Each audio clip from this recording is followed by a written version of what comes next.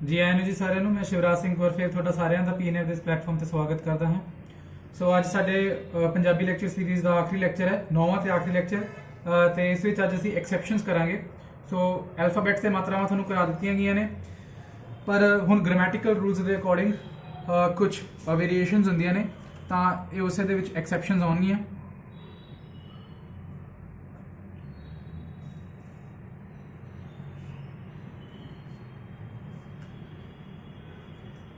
ਸੋ ਆਖਰੀ ਲੈਕਚਰ ਵਿੱਚ ਆਪਾਂ ਅੱਧਕ ਵਾਲਾ ਕੇਸ ਕੀਤਾ ਸੀ, ਜੋ ਕਿ ਤਸ਼ਦੀਦ ਦੀ ਥਾਂ ਤੇ ਵਰਤੀ ਜਾਂਦੀ ਹੈ। ਸੋ ਉਹਦੇ ਵਿੱਚ ਹੁਣ ਫਸਟ ਐਕਸੈਪਸ਼ਨ ਹੈ, ਜਦੋਂ ਵੀ ਤਸ਼ਦੀਦ ਜੋ ਹੈ ਨੂਨ ਦੇ ਉੱਪਰ ਪਈ ਹੋਵੇ ਜਾਂ ਮੀਮ ਦੇ ਉੱਪਰ ਪਈ ਹੋਵੇ,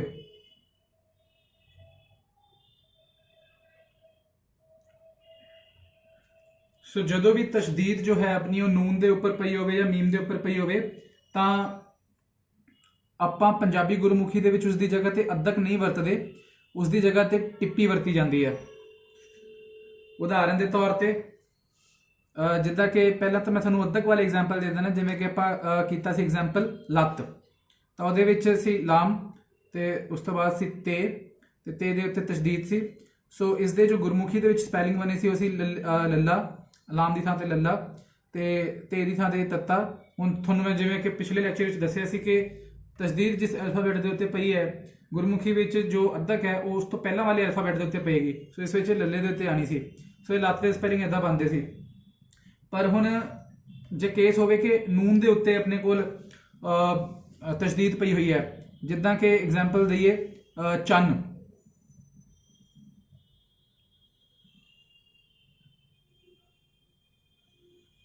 ਸੋ ਇਹ ਚੰਦ ਦੇ ਸਪੈਲਿੰਗ ਹੋ ਗਏ, ਤਾਂ ਹੁਣ ਇਸ ਦੇ ਵਿੱਚ ਜੋ ਹੈ ਚੇ ਦੀ ਥਾਂ ਤੇ ਆਪਣੇ ਕੋਲ ਆ ਜਾਏਗਾ ਚੱਚਾ, ਨੂਨ ਦੀ ਥਾਂ ਤੇ ਆ ਜਾਏਗਾ ਆਪਣੇ ਕੋਲ ਨੰਨਾ। ਪਰ ਹੁਣ ਕਿਉਂਕਿ ਨੂਨ ਦੇ ਉੱਤੇ ਤਸ਼ਦੀਦ ਪਈ ਹੋਈ ਹੈ ਤਾਂ ਆਪਾਂ ਅੱਧਕ ਨਹੀਂ ਵਰਤਾਂਗੇ ਇਸ ਕੇਸ ਦੇ ਵਿੱਚ, ਇਹ ਐਕਸੈਪਸ਼ਨ ਹੈ। ਸੋ ਟਿੱਪੀ ਵਰਤੀ ਜਾਏਗੀ, ਤੇ ਇਸ ਦੇ ਵਿੱਚ ਵੀ ਉਹੀ ਰੂਲ, ਤਸ਼ਦੀਦ ਦੀ ਥਾਂ ਤੇ ਅੱਧਕ ਆਣੀ ਸੀ ਤੇ ਅੱਧਕ ਚੱਚੇ ਦੇ ਉੱਤੇ ਆਣੀ ਸੀ, ਪਰ ਇਹ ਐਕਸੈਪਸ਼ਨ ਵਾਲਾ ਕੇਸ ਹੈ ਤਾਂ ਅੱਧਕ ਦੀ ਥਾਂ ਤੇ ਟਿੱਪੀ ਆਏਗੀ, ਤਾਂ ਜੋ ਟਿੱਪੀ ਆਏਗੀ ਉਹ ਵੀ ਚੱਚੇ ਦੇ ਉੱਤੇ ਆਏਗੀ। ਸੋ ਇਹ ਚੰਦ ਦੇ ਸਪੈਲਿੰਗ ਹੋ ਜਾਣਗੇ। ਇੱਦਾਂ ਹੀ ਆਪਾਂ ਕਹਿੰਦੇ ਜੀ ਮੰਨ, ਕਿ ਮੇਰੀ ਗੱਲ ਮੰਨ ਲੈ। ਸੋ ਉਹਦੇ ਵਿੱਚ ਆ ਜਾਏਗਾ ਮੀਮ ਤੋਂ ਬਾਅਦ ਆਪਣੇ ਕੋਲ ਆਏਗਾ ਨੂਨ ਤੇ ਉਹਦੇ ਉੱਤੇ ਤਸ਼ਦੀਦ। ਸੋ ਮੀਮ ਦੀ ਥਾਂ ਤੇ ਆ ਜਾਏਗਾ ਮੰਮਾ, ਨੂਨ ਦੀ ਥਾਂ ਤੇ ਆ ਜਾਏਗਾ ਨੰਨਾ ਤੇ ਤਸ਼ਦੀਦ ਦੀ ਥਾਂ ਤੇ ਹੁਣ ਆਪਣੇ ਕੋਲ ਟਿੱਪੀ ਆਏਗੀ, ਕਿਉਂਕਿ ਐਕਸੈਪਸ਼ਨ ਵਾਲਾ ਕੇਸ ਹੈ। ਨੂਨ ਦੇ ਉੱਤੇ ਜਦੋਂ ਵੀ ਤਸ਼ਦੀਦ ਆਵੇ ਤਾਂ ਟਿੱਪੀ ਵਰਤੀ ਜਾਏਗੀ, ਅੱਧਕ ਨਹੀਂ ਵਰਤੀ ਜਾਏਗੀ। ਸੋ ਇਹ ਐਕਸੈਪਸ਼ਨ ਹੈ ਜੀ। ਇਸੇ ਤਰ੍ਹਾਂ ਜੇ ਮੈਂ ਹੋਰ ਐਗਜ਼ਾਮਪਲ ਦੇਵਾਂ ਤਾਂ ਆਪਾਂ ਕਹਿੰਦੇ ਆ ਵੀ ਬੰਨ ਲੈ, ਪੱਗ ਬੰਨ ਲੈ। ਸੋ ਬੇ ਦੇ ਨਾਲ ਆਪਣੇ ਕੋਲ ਆਏਗਾ ਨੂਨ,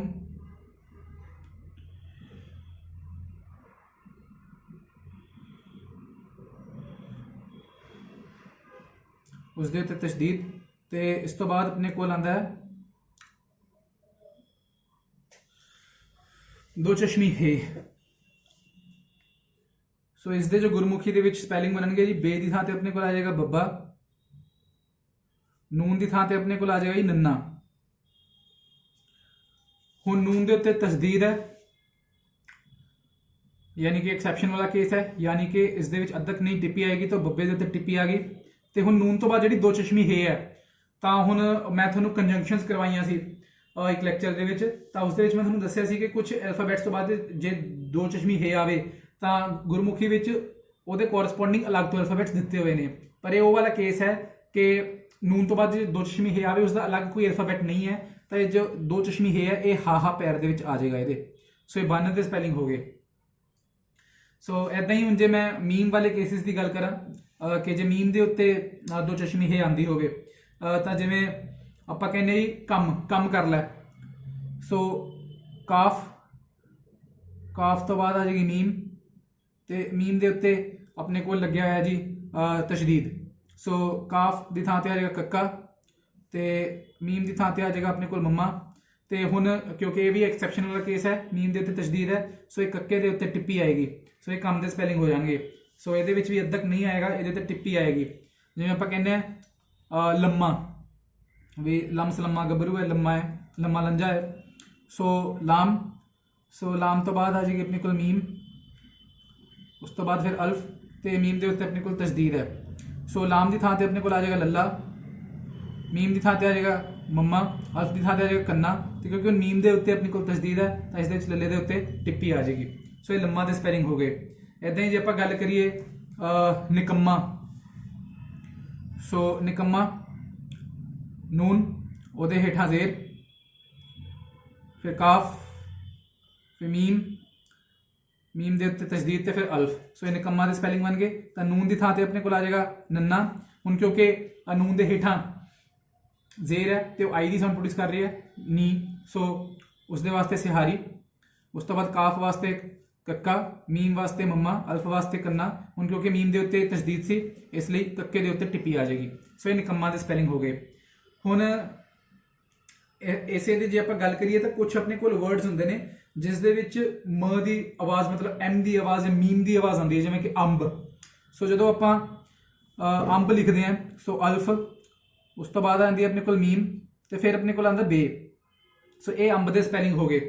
ਤਾਂ ਹੁਣ ਇਸ ਦੇ ਵਿੱਚ ਜੋ ਤੁਸੀਂ ਗੌਰ ਕਰੋ, ਅੰਬ ਬੋਲਦੇ ਹੋਏ ਜੋ ਮੀਮ ਦੀ ਆਵਾਜ਼ ਹੈ ਉਹ ਮ ਐਮ ਦੀ ਪੂਰੀ ਨਹੀਂ ਆ ਰਹੀ, ਉਹ ਅਚਾਨਕ ਆ ਰਹੀ ਹੈ। ਤਾਂ ਇਸ ਕੇਸ ਦੇ ਵਿੱਚ ਵੀ ਟਿੱਪੀ ਵਰਤੀ ਜਾਏਗੀ।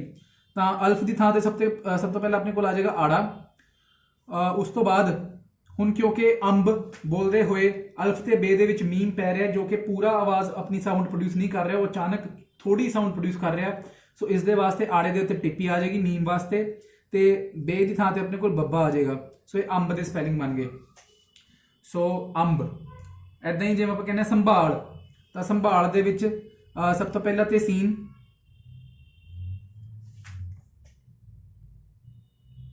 ਉਸ ਤੋਂ ਬਾਅਦ ਆਪਣੇ ਕੋਲ ਆਉਂਦਾ ਮੀਮ,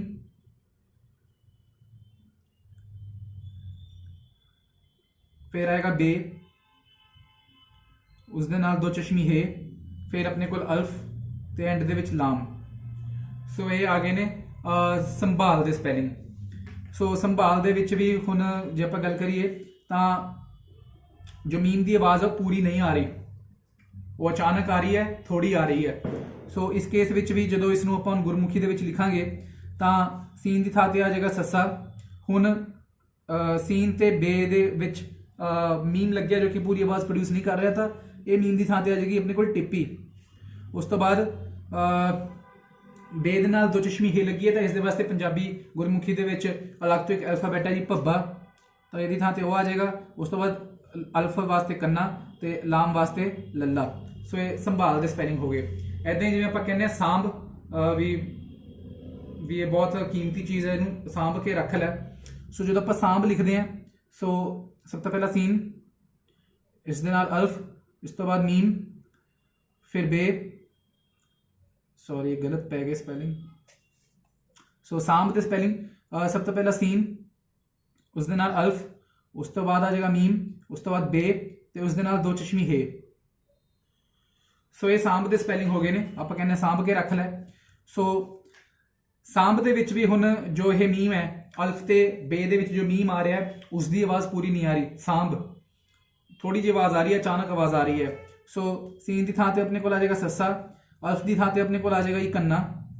ਹੁਣ ਕਿਉਂਕਿ ਕੰਨੇ ਤੇ ਬੇ ਦੇ ਵਿਚਕਾਰ ਜੋ ਮੀਮ ਹੈ ਉਸ ਦੀ ਆਵਾਜ਼ ਆ ਰਹੀ ਹੈ ਤਾਂ ਇਸ ਕੇਸ ਦੇ ਵਿੱਚ ਹੁਣ ਦੇਖੋ ਟਿੱਪੀ ਲੱਗਣੀ ਚਾਹੀਦੀ ਸੀ ਕਾਇਦੇ ਨਾਲ, ਪਰ ਜਿੱਦਾਂ ਕਿ ਮੈਂ ਤੁਹਾਨੂੰ ਕਰਵਾਇਆ ਸੀ ਕਿ ਟਿੱਪੀ ਤੇ ਬਿੰਦੀ ਕਦੋਂ ਕਿੱਥੇ ਵਰਤਣੀ ਹੈ, ਤਾਂ ਉਹਦੇ ਵਿੱਚ ਤੁਸੀਂ ਅਗਰ ਤੁਹਾਨੂੰ ਯਾਦ ਹੋਏਗਾ ਕਿ ਜਦੋਂ ਆਪਣੇ ਕੋਲ ਕੰਨਾ ਲੱਗਦਾ ਸੀ ਤਾਂ ਆਪਾਂ ਬਿੰਦੀ ਵਰਤਦੇ ਸੀ। ਸੋ ਉੱਥੇ ਆਪਣੇ ਕੋਲ ਬਿੰਦੀ ਆਏਗੀ ਤੇ ਉਸ ਤੋਂ ਬਾਅਦ ਬੇ ਦੇ ਨਾਲ ਜੋ ਇਹ ਦੋ ਚਸ਼ਮੀ ਹੈ ਉਹਦੇ ਵਾਸਤੇ ਭੱਬਾ।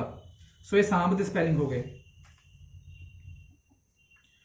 ਸੋ ਟਿੱਪੀ ਆਣੀ ਸੀ, ਪਰ ਜਿੱਦਾਂ ਕਿ ਮੈਂ ਤੁਹਾਨੂੰ ਟਿੱਪੀ ਤੇ ਬਿੰਦੀ ਜਦੋਂ ਕਰਵਾਈ ਸੀ ਦੱਸਿਆ ਸੀ ਕਿ ਕਿਹੜੀ ਮਾਤਰਾ ਨਾਲ ਕਿਹੜੀ ਚੀਜ਼ ਲੱਗਣੀ ਹੈ, ਤਾਂ ਇੱਥੇ ਹੁਣ ਕਿਉਂਕਿ ਆਪਣੇ ਕੋਲ ਕੰਨਾ ਲੱਗ ਰਿਹਾ ਸੀ ਇਸ ਕਰਕੇ ਟਿੱਪੀ ਨਹੀਂ ਆਏਗੀ, ਇੱਥੇ ਬਿੰਦੀ ਆਏਗੀ।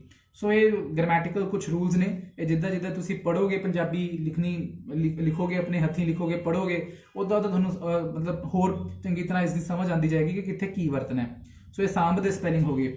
ਸੀਨ ਦੇ ਵਾਸਤੇ ਸੱਸਾ, ਅਲਫ ਦੇ ਵਾਸਤੇ ਕੰਨਾ, ਮੀਮ ਦੇ ਵਾਸਤੇ ਪੂਰੀ ਆਵਾਜ਼ ਨਹੀਂ ਆ ਰਹੀ ਤਾਂ ਉੱਤੇ ਬਿੰਦੀ ਆ ਗਈ, ਤੇ ਬੇ ਪਲੱਸ ਦੋ ਚਸ਼ਮੀ ਹੈ ਵਾਸਤੇ ਭੱਬਾ। ਸੋ ਸਾਂਭ, ਇਹ ਪਹਿਲਾ ਐਕਸੈਪਸ਼ਨ ਦਾ ਕੇਸ ਹੋ ਗਿਆ। ਦੂਸਰਾ ਉਹ ਹੈ ਕਿ ਐਲਫਾਬੈਟ ਦੇ ਉੱਤੇ ਹੋੜਾ ਲੱਗਦਾ ਹੋਵੇ पर इस तो जस्ट अगला अल्फाबेट जो है वो हा होवे, यानी कि एच दी साउंड प्रोड्यूस करता होवे। तो इस केस दे विच जो है अपने कोल जो ये वाला अल्फाबेट होएगा इस दे उत्ते आपां ये होड़ा नहीं वरतांगे, इस दे हेठां आपां औंकड़ वरतांगे। सो ये एग्जाम्पल के तौर पर जो मैं थोड़ा दसना चाहां तो शाहमुखी दे मैं इस दे विच शाहमुखी दे स्पैलिंग्स यूज़ नहीं करांगा क्योंकि उस दे नाल फिर कन्फ्यूजन होएगी। मैं इंग्लिश अल्फाबैट्स दे विच स्पैलिंग लिख के थोड़ा दसदा तो फिर थोड़ा ज़्यादा समझ आ सकेगी। जिवें कि आपां बोलदे मोहरा,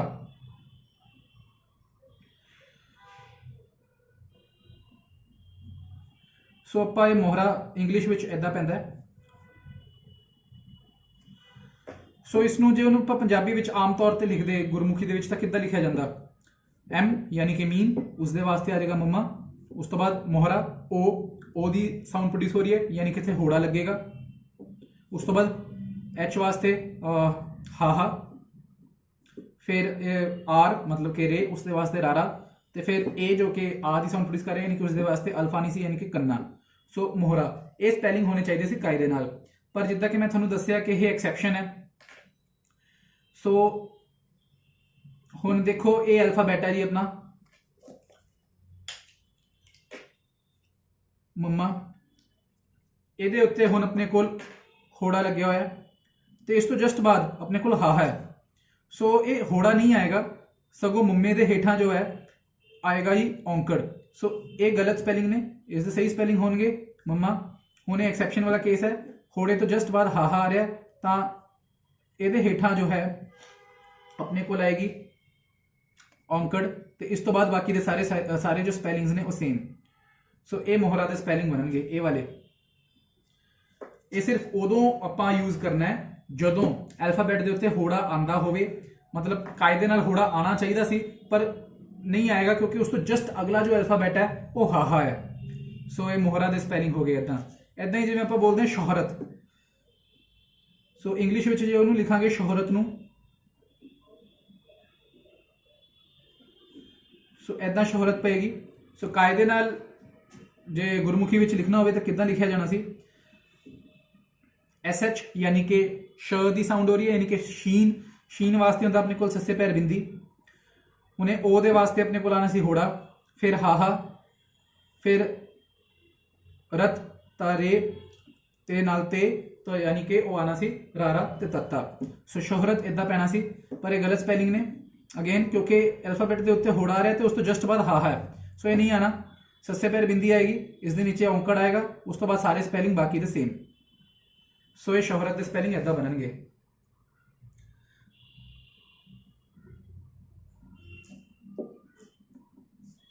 फिर आप जिवें कहने दोहरा,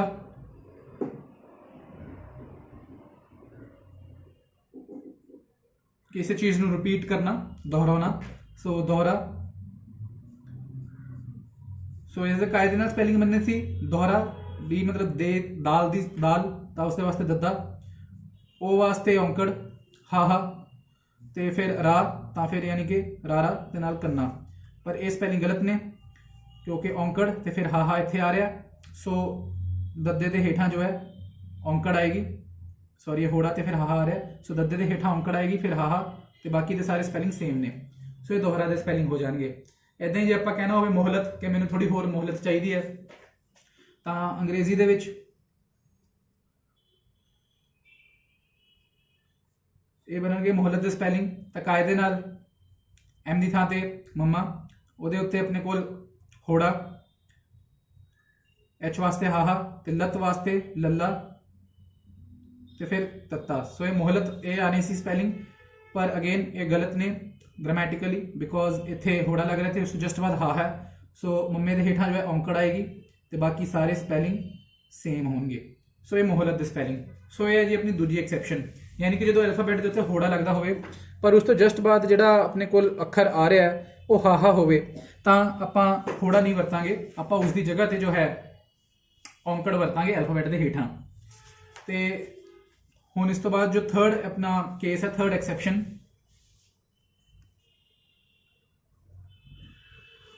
ਉਹ ਹੈ ਜੀ ਜਦੋਂ ਐਲਫਾਬੈਟ ਦੇ ਉੱਤੇ ਕਨੌੜਾ ਲੱਗ ਰਿਹਾ ਹੋਵੇ ਬਟ ਉਸ ਤੋਂ ਜਸਟ ਅਗਲਾ ਅੱਖਰ ਜੋ ਹੈ ਹਾਹਾ ਹੋਵੇ, ਤਾਂ ਉਸ ਕੇਸ ਵਿੱਚ ਇਹ ਨਹੀਂ ਆਏਗਾ।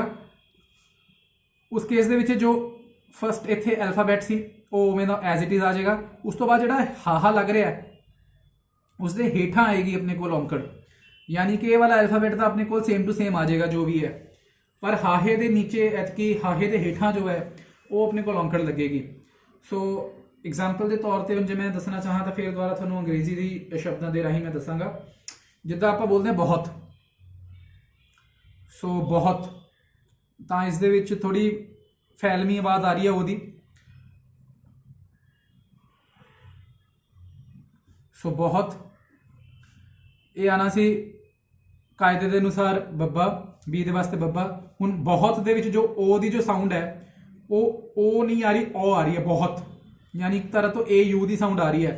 तो इस केस के उत्ते ये कनौड़ा आना सी, फिर हाहे वास्ते आना सी, सॉरी एच वास्ते आनी सी हाहा, तो बहुत यानी फिर तत्ता, ते वास्ते तत्ता आना सी, बट ये स्पैलिंग रॉन्ग ने। सो हुण देखो एल्फाबैट के उत्ते आ रहा अपने को कनौड़ा, तो उस तो जस्ट बाद हा है, तो एक्सैप्शन वाला केस हो गया। सो इस जे जो जिस एल्फाबैट के उत्ते कनौड़ा लगे हुआ है वो एज इट इज़ आएगा, जिदा कि मैं थोड़ा इतने दसिया। तो इतने हम बब्बा एज इट इज़ आ जाएगा, ये हम कुछ नहीं करना आप। फिर अपने को आएगा हाहा, तो इस हाहे के हेठा जो है हुण अपने को औंकड़ लगेगी, तो उस तो बाद तत्ता। सो ये बहुत दे स्पैलिंग हो गए।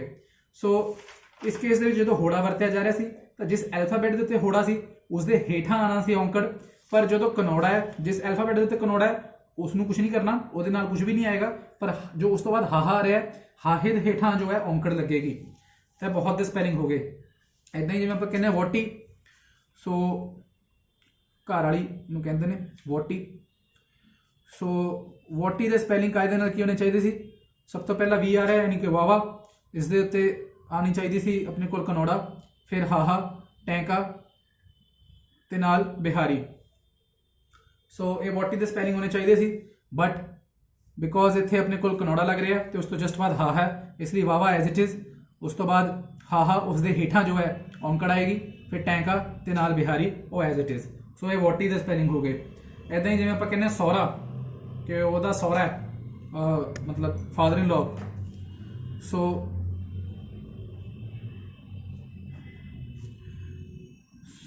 एस वास्ते सस्सा, इस तो बाद कनौड़ा, हाहा, रारा ते कन्ना सौहरा। सो ये सौहरा की स्पैलिंग इंज बनने सी, बट अगेन इत्थे कनौड़ा है तो फिर हाहा आ रहा है, इसलिए सस्सा एज इट इज़ आ जाएगा। हाहे के हेठा होना आएगा अपने को औंकड़, फिर ये आ जाएगा जी रारा ते कन्ना। सो ये सौहरा के स्पैलिंग हो गए। सो ये अपनी तीसरी एक्सैप्शन है। इदा ही हुण अपनी चौथी एक्सैप्शन है कि जे एल्फाबैट के उत्ते लावां लग रही होवे बट उस तो जस्ट अगला जो एल्फाबैट है वो हाहा होवे, तो उस केस दे विच ये नहीं आएगी, उस एल्फाबैट के उपर लावां नहीं आएगी, बल्कि उस एल्फाबैट के नाल जो है अपने को सिहारी आएगी। सो यानी कि किसी एल्फाबैट के उपर कायदे नाल लावां लगनी चाहिए सी, बट उस तो जस्ट अगला जो एल्फाबैट आ रहा है वो हाहा आ रहा है, तो उस एल्फाबैट के उत्ते लावां नहीं लगेगी, उस एल्फाबैट के नाल लगेगी सिहारी। सो उदाहरण के तौर पर अगेन मैं इंग्लिश एल्फाबैट्स के राही समझावांगा। जिद्दां कि आपां लिखते हैं सेहत, कि यार मेरी सेहत बड़ी कल खराब हो गई सी। सो सेहत नूं किद्दां लिखांगे जी, एस वास्ते सस्सा, हुण क्योंकि ई ए दी साउंड प्रोड्यूस कर रहा है सेहत, तो सस्से उत्ते कायदे नाल लावां आनी चाहिए सी। उस तो बाद सेहत, हत वास्ते हाहा ते तत्ता, बट ये केस हुण नहीं बनेगा, बिकॉज इस एल्फाबैट के उत्ते लावां लग रही है तो उस तो जस्ट बाद हा है, इसलिए सस्से दे नाल हुण लावां नहीं लगेगी, सिहारी लगेगी। सो हुण सस्से दे नाल सिहारी आएगी, फिर बाकी एज इट इज़। सो ये सेहत के स्पैलिंग बननगे।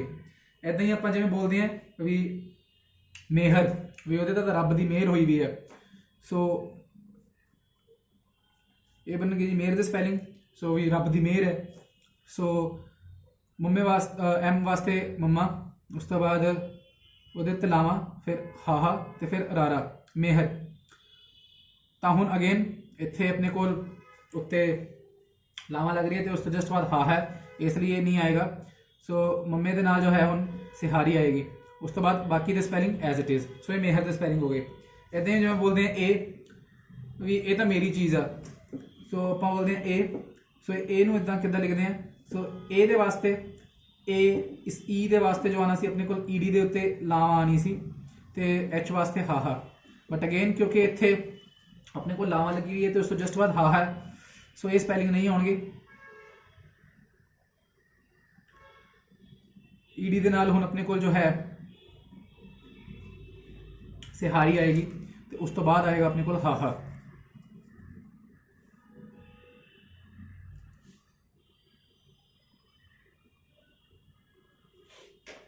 ਇੱਦਾਂ ਹੀ ਜਿਵੇਂ ਆਪਾਂ ਬੋਲਦੇ ਹਾਂ ਜਿਹੜਾ,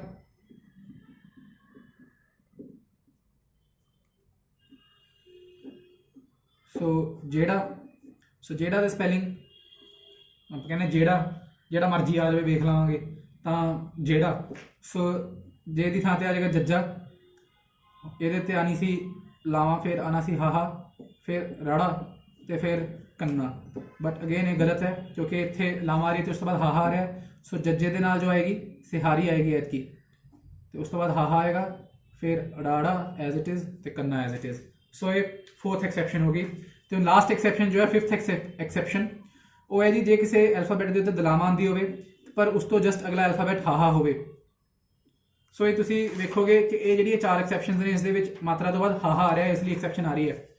ਹਾਹਾ ਤੋਂ ਇਲਾਵਾ ਕੋਈ ਹੋਰ ਐਲਫਾਬੈਟ ਆਉਂਦਾ ਹੋਵੇ, ਤੇ ਬੇ ਪੇ ਮਤਲਬ ਕੁਝ ਵੀ ਆਉਂਦਾ ਹੋਵੇ, ਤੱਤਾ ਪੱਪਾ ਫੱਫਾ ਖੱਖਾ ਬੱਬਾ ਭੱਬਾ ਕੁਝ ਵੀ ਆਉਂਦਾ ਹੋਵੇ, ਤਾਂ ਉਹੀ ਰੂਲ ਫੋਲੋ ਹੋਣਗੇ ਜੋ ਆਪਾਂ ਪਹਿਲਾਂ ਕੀਤੇ ਮਾਤਰਾਵਾਂ ਦੇ ਦੌਰਾਨ। ਬਸ ਜੇ ਹਾਹਾ ਯਾਨੀ ਕਿ ਛੋਟੀ ਹੈ ਜਾਂ ਵੱਡੀ ਹੈ ਜੇ ਆਂਦੀ ਹੋਵੇ, ਉਦੋਂ ਹੀ ਇਹ ਚੀਜ਼ ਵਰਤੀ ਜਾਏਗੀ ਐਕਸੈਪਸ਼ਨ ਵਾਲੀ। ਸੋ ਇਸ ਕੇਸ ਦੇ ਵਿੱਚ ਅਗੇਨ ਇਹ ਵਾਲਾ ਜਿਵੇਂ ਕੇਸ ਸੀ, ਜਿਸ ਐਲਫਾਬੈਟ ਦੇ ਉੱਤੇ ਆਪਣੇ ਕੋਲ ਦਲਾਵਾਂ ਆ ਰਹੀ ਹੈ ਉਹ ਐਲਫਾਬੈਟ ਐਜ਼ ਇਟ ਇਜ਼ ਆ ਜਾਏਗਾ, ਉਹਦੇ ਨਾਲ ਕੁਝ ਨਹੀਂ ਲੱਗੇਗਾ। ਬਟ ਉਸ ਤੋਂ ਬਾਅਦ ਜਿਹੜਾ ਆਪਣੇ ਕੋਲ ਹਾਹਾ ਆ ਰਿਹਾ ਹੈ, ਐਤਕੀ ਉਸ ਦੇ ਨਾਲ ਸਿਹਾਰੀ ਲੱਗੇਗੀ। ਸੋ ਸਿਹਾਰੀ ਇਸ ਵਾਰ ਹਾਹੇ ਦੇ ਨਾਲ ਲੱਗੇਗੀ। ਸੋ ਇਦਾਂ ਦੇ ਕੇਸ ਹੈ। ਇਸ ਦੇ ਵਿੱਚ ਹੋੜਾ ਆ ਰਿਹਾ ਸੀ, ਉਸ ਤੋਂ ਬਾਅਦ ਹਾਹਾ ਸੀ, ਤਾਂ ਜਿਸ ਦੇ ਉੱਤੇ ਹੋੜਾ ਸੀ ਉਸ ਐਲਫਾਬੈਟ ਦੇ ਹੇਠਾਂ ਆ ਰਹੀ ਸੀ ਆਪਣੇ ਕੋਲ ਔਂਕੜ, ਤੇ ਇੱਥੇ ਘਨੌੜਾ ਸੀ ਤੇ ਫਿਰ ਹਾਹਾ ਸੀ। ਪਰ ਇਸ ਦੇ ਵਿੱਚ ਜਿਸ ਐਲਫਾਬੈਟ ਦੇ ਉੱਤੇ ਘਨੌੜਾ ਆ ਰਿਹਾ ਸੀ ਉਹ ਐਜ਼ ਇਟ ਇਜ਼, ਤੇ ਹਾਹੇ ਦੇ ਹੇਠਾਂ ਔਂਕੜ ਆ ਰਹੀ ਸੀ। ਫਿਰ ਇਦਾਂ ਹੀ ਇਸ ਐਲਫਾਬੈਟ ਦੇ ਉੱਪਰ ਲੱਗ ਰਹੀ ਸੀ ਲਾਵਾਂ, ਤੇ ਉਸ ਤੋਂ ਬਾਅਦ ਹਾਹਾ ਆ ਰਿਹਾ ਸੀ, ਤਾਂ ਇਸੇ ਐਲਫਾਬੈਟ ਦੇ ਨਾਲ ਆਪਣੇ ਕੋਲ ਸਿਹਾਰੀ ਲੱਗਣੀ ਸੀ। ਬਟ ਉਹ ਦਲਾਵਾਂ ਦੇ ਕੇਸ ਵਿੱਚ ਇਹੀ ਵਾਲਾ ਕੇਸ ਹੈ ਕਿ ਜਿਸ ਐਲਫਾਬੈਟ ਦੇ ਨਾਲ ਦਲਾਵਾਂ ਲੱਗ ਰਹੀ ਹੈ ਉਹ ਐਲਫਾਬੈਟ ਆਪਾਂ ਨਹੀਂ ਛੇੜਖਾਨੀ ਕਰਨੀ, ਉਹਦੇ ਨਾਲ ਕੋਈ ਵੀ ਮਾਤਰਾ ਨਹੀਂ ਆਏਗੀ। ਉਸ ਤੋਂ ਬਾਅਦ ਜਿਹੜਾ ਹਾਹਾ ਰਿਹਾ ਉਸ ਦੇ ਨਾਲ ਜੋ ਹੈ ਸਿਹਾਰੀ ਲੱਗੇਗੀ। ਸੋ ਅਗੇਨ ਇੰਗਲਿਸ਼ ਐਲਫਾਬੈਟਸ ਦੇ ਨਾਲ ਹੀ ਮੈਂ ਇਸ ਦੀ ਐਗਜ਼ਾਮਪਲਸ ਦਿਆਂਗਾ। ਜਿੱਦਾਂ ਕਿ ਆਪਾਂ ਬੋਲਦੇ ਨਹਿਰ, ਸੋ ਨਹਿਰ ਜਦ ਆਪਾਂ ਬੋਲਦੇ ਹਾਂ ਤਾਂ ਈ ਦੀ ਜਿਹੜੀ ਆਵਾਜ਼ ਹੈ ਉਹ ਵੱਡੀ ਆਵਾਜ਼ ਆਉਂਦੀ ਹੈ, ਉਹ ਏ ਪਲੱਸ ਈ ਦੀ ਆਵਾਜ਼ ਆਉਂਦੀ ਹੈ। ਨਹਿਰ, ਨਹਿਰ ਨਹੀਂ। ਦੇਖੋ ਇਹਦੇ ਵਿੱਚ ਸਿਹਤ, ਮਿਹਰ, ਜਿਹੜਾ, ਇਹ ਨਹਿਰ ਬੋਲਦੇ ਹੋਏ ਨਹਿਰ ਆਵਾਜ਼ ਨਹੀਂ ਆਉਂਦੀ, ਨਹਿਰ ਆਵਾਜ਼ ਆਉਂਦੀ ਹੈ, ਯਾਨੀ ਕਿ ਵੱਡੀ ਆਵਾਜ਼ ਆ ਰਹੀ ਹੈ। ਸੋ ਇਸ ਕੇਸ ਦੇ ਵਿੱਚ ਸੋ ਐਨ ਦੀ ਥਾਂ ਤੇ ਨੰਨਾ, ਕਾਇਦੇ ਨਾਲ ਇਸ ਦੇ ਉੱਤੇ ਦਲਾਵਾਂ ਆਉਣੀਆਂ ਸੀ, ਫਿਰ ਹਾਹਾ ਆਉਣਾ ਸੀ, ਤੇ ਫਿਰ ਰਾਰਾ ਨਹਿਰ, ਇਹ ਸਪੈਲਿੰਗ ਮੰਨੇ ਸੀ। ਪਰ ਇਹ ਗ੍ਰਾਮੈਟਿਕਲੀ ਫਿਰ ਅਗੇਨ ਰੋਂਗ, ਬਿਕੋਜ਼ ਇੱਥੇ ਹੁਣ ਆਪਣੇ ਕੋਲ ਦਲਾਵਾਂ ਆ ਰਹੀ ਹੈ ਤੇ ਉਸ ਤੋਂ ਬਾਅਦ ਹਾਹਾ ਆ ਰਿਹਾ। ਸੋ ਫਸਟ ਐਲਫਾਬੈਟ ਜਿਹਦੇ ਉੱਤੇ ਮਤਲਬ ਐਲਫਾਬੈਟ ਜਿਸ ਦੇ ਉੱਤੇ ਇਹ ਲੱਗ ਰਹੀ ਹੈ ਉਹ ਐਜ਼ ਇਟ ਇਜ਼, ਯਾਨੀ ਕਿ ਨੰਨਾ ਐਜ਼ ਇਟ ਇਜ਼। ਉਸ ਤੋਂ ਬਾਅਦ ਜਿਹੜਾ ਹਾਹਾ ਇਹ ਵਾਲਾ, ਇਹਦੇ ਨਾਲ ਸਿਹਾਰੀ ਲੱਗੇਗੀ। ਸੋ ਇਹਦੇ ਨਾਲ ਸਿਹਾਰੀ, ਫਿਰ ਹਾਹਾ, ਤੇ ਫਿਰ ਇਹ ਰਾਰਾ। ਸੋ ਇਹ ਨਹਿਰ। ਏਦਾਂ ਹੀ ਜੇ ਆਪਾਂ ਬੋਲਣਾ ਹੋਵੇ ਸ਼ਹਿਰ, ਸੋ ਸੱਸੇ ਪੈਰ ਬਿੰਦੀ, ਇਹਦੇ ਉੱਤੇ ਦਲਾਵਾਂ ਹਾਹਾ ਰਾਰਾ ਇਹ ਆਣੀ ਸੀ, ਬਟ ਇੱਥੇ ਦਲਾਵਾਂ ਹੈ ਤੇ ਉਸ ਤੋਂ ਬਾਅਦ ਹਾਹਾ ਹੈ, ਇਸ ਲਈ ਸੱਸੇ ਪੈਰ ਬਿੰਦੀ ਐਜ਼ ਇਟ ਇਜ਼। ਉਸ ਤੋਂ ਬਾਅਦ ਜਿਹੜਾ ਹਾਹਾ ਹੈ ਉਸ ਦੇ ਨਾਲ ਲੱਗੇਗੀ ਆਪਣੇ ਕੋਲ ਸਿਹਾਰੀ। ਸੋ ਇਹ ਸ਼ਹਿਰ ਦੇ ਸਪੈਲਿੰਗ ਹੋ ਗਏ। ਏਦਾਂ ਹੀ ਜੇ ਆਪਾਂ ਬੋਲਣਾ ਹੋਵੇ ਜ਼ਹਿਰ, ਸੋ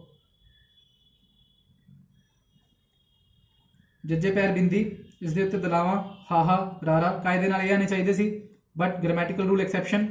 ਅਗੇਨ ਜੱਜੇ ਪੈਰ ਬਿੰਦੀ ਐਜ਼ ਇਟ ਇਜ਼, ਤੇ ਹਾਹੇ ਦੇ ਨਾਲ ਸਿਹਾਰੀ, ਤੇ ਫਿਰ ਰਾਰਾ। ਸੋ ਇਹ ਜ਼ਹਿਰ ਇਦਾਂ ਬਣਨਗੇ। ਸੋ ਇਹ 5 ਤਰ੍ਹਾਂ ਦੀ ਐਕਸੈਪਸ਼ਨਸ ਨੇ। ਸੋ ਇਸੇ ਦੇ ਨਾਲ ਜੋ ਹੈ ਆਪਣੀ ਇਹ ਅੱਜ ਦਾ ਲੈਕਚਰ ਖਤਮ ਹੁੰਦਾ, ਤੇ ਇਸੇ ਦੇ ਨਾਲ ਇਹ ਲੈਕਚਰ ਸੀਰੀਜ਼ ਵੀ ਖਤਮ ਹੁੰਦੀ ਹੈ। ਸੋ ਪੰਜਾਬੀ ਗੁਰਮੁਖੀ ਇੰਨੀ ਹੈ। ਸੋ ਮੈਂ ਆਸ ਕਰਦਾ ਕਿ ਜੋ 9 ਲੈਕਚਰ ਦਾ ਅਸੀਂ ਇਹ ਸੀਰੀਜ਼ ਤੁਹਾਡੇ ਨਾਲ ਲੈ ਕੇ ਪੇਸ਼ ਹੋਏ, ਇਸ ਦੇ ਰਾਹੀਂ ਤੁਸੀਂ ਪੰਜਾਬੀ ਗੁਰਮੁਖੀ ਸਿੱਖ ਸਕੇ ਹੋਵੋਗੇ। ਇਸ ਲੈਕਚਰ ਵਿੱਚ ਵੀ ਜੇ ਤੁਹਾਨੂੰ ਕੋਈ ਡਾਊਟ ਹੋਵੇ ਤੁਸੀਂ ਕਮੈਂਟ ਕਰਕੇ ਪੁੱਛ ਸਕਦੇ ਹੋ, ਤੇ ਆਸ ਕਰਦਾ ਕਿ ਅਸੀਂ ਜੋ ਇੱਕ ਉਪਰਾਲਾ ਕੀਤਾ ਤੁਹਾਨੂੰ ਪਸੰਦ ਆਇਆ ਹੋਵੇਗਾ, ਤੇ ਇਸ ਦੇ ਰਾਹੀਂ ਤੁਸੀਂ ਬਹੁਤ ਕੁਝ ਸਿੱਖ ਸਕੇ ਹੋਵੋਗੇ। ਤੁਹਾਡਾ ਬਹੁਤ ਬਹੁਤ ਧੰਨਵਾਦ ਜੀ ਸਾਡੇ ਇਸ ਪਲੇਟਫਾਰਮ ਦੇ ਨਾਲ, ਸਾਡੀ ਇਸ ਲੈਕਚਰ ਸੀਰੀਜ਼ ਦੇ ਨਾਲ ਜੁੜਨ ਵਾਸਤੇ। ਰੱਬ ਰਾਖਾ।